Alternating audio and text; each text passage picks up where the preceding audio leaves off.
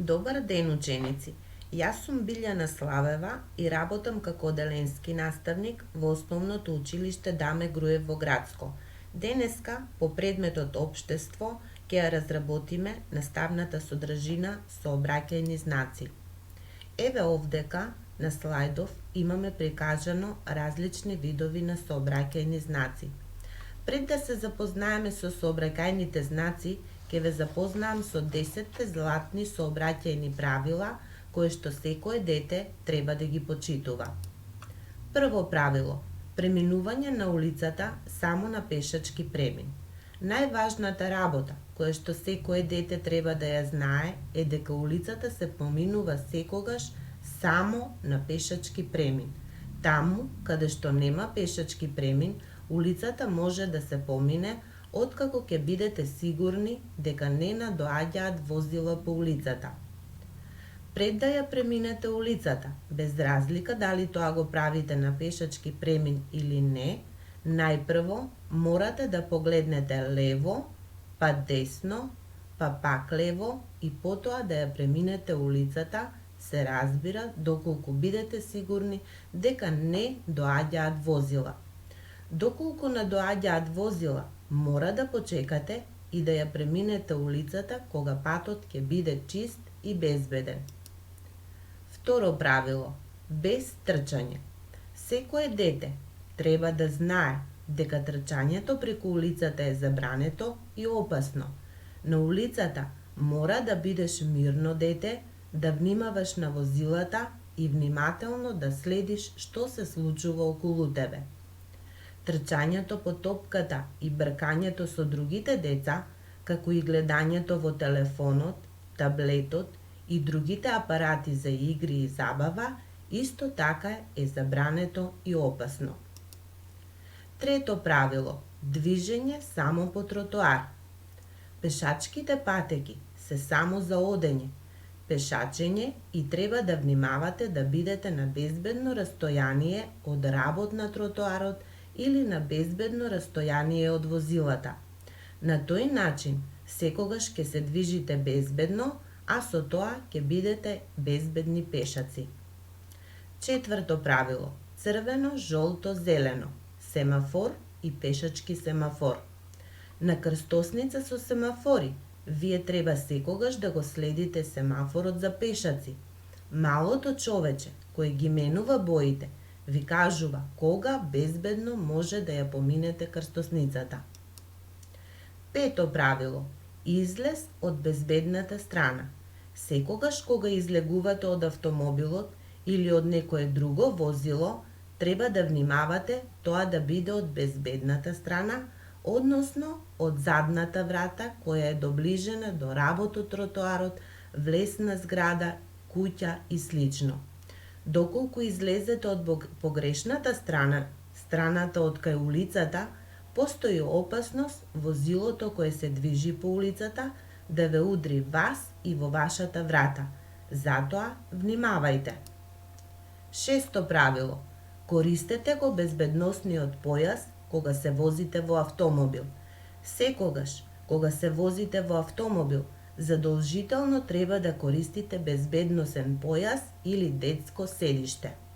На тој начин, секое дете ќе биде заштитено при нагло запирање на возилото или во случај на сообраќајна незгода.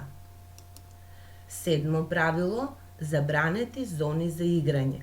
Кога со другите деца играте надвор од дома, тоа треба да биде на сигурно место, парк, игралиште, односно децата не смеат да играат на улица или на паркинг. Осмо правило: возење велосипед. Кога возите велосипед, секогаш треба да носите заштитен шлем, кацига за велосипед.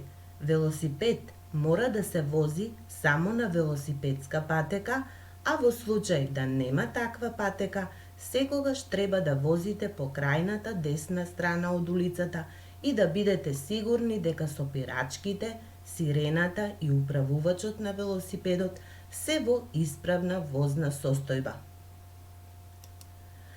Девето правило: светла или рефлектирачка облека. Иако се уште времето е топло и денот е подолг, сепак треба да се воздржувате да играте надвор кога е мрак. Во случај надвор да е веќе стемнето, треба да носите светла и рефлектирачка облека за полесно да може да бидете забележани од возачите и да бидете видени. И последното, 10-тото правило, бидете предпазливи. Основното правило е да не користите слушалки или да не зборувате на телефон додека пешачите или возите велосипед.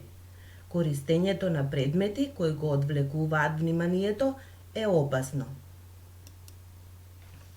Сега ќе се навратиме на сообраќајните знаци, што е и главната цел на денешниот час. Сообраќајните знаци можеме слободно да ги наречеме чувари на нашите животи.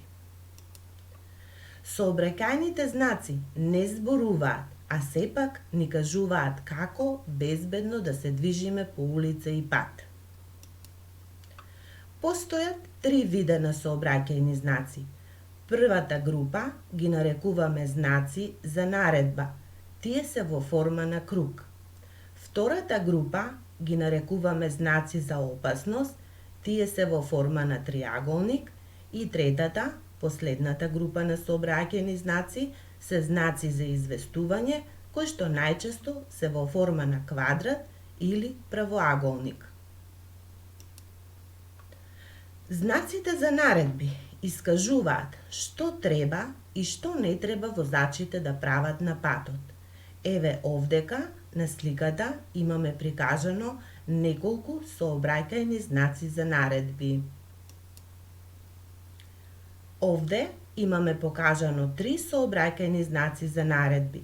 Првиот знак ни означува забрана за движење на пешаци. Вториот знак ни означува забрана за возење велосипеди. И третиот знак ни покажува забрана за движење во една насока. Овдека ви давам еден наставен лист кој што ќе треба да го избоите. Втората група на сообраќајни знаци се знаците за опасност. Тие ги предупредуваат возачите за опасностите на патот. На сликата имаме покажано повеќе сообраќајни знаци за опасност. Еве овдека имаме 3 знаци за опасност. Првиот знак ни покажува нерамнини на патот. Вториот знак ни покажува деца на патот. И третиот знак имаме пешачки премин. Еве уште еден наставен лист со сообраќаен знак кој што вие ќе треба да го обоите. И третата, последната група на сообраќајни знаци, тоа се знаците за известување, кои што не известуваат за важни работи на патот по кој што се движиме. На сликата имате прикажано повеќе видови на сообраќајни знаци за известување. Овдека имаме примери на 3 сообраќајни знаци за известување. Првиот знак ни покажува обележан пешачки премин. Вториот знак хитна медицинска помош. И третиот знак ни означува паркиралиште.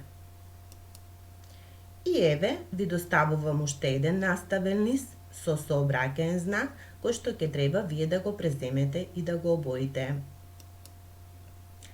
И семафорот е знак, но тој е светлосен сообраќаен знак. Семафорот има 3 светла, црвено, жолто и зелено. Секое светло на семафорот има различно значење. Црвеното светло не предупредува дека треба да застанеме. Жолтото светло дека треба да се подготвиме, а зеленото светло дека треба да ја поминеме улицата. Еве уште еден наставен лист на кој што имате нацртано семафор, а вие ќе треба да го обоите. И за домашна работа направете од картон по еден сообраќаен знак од секој вид. Со ова, драги ученици, го завршуваме денешниот час.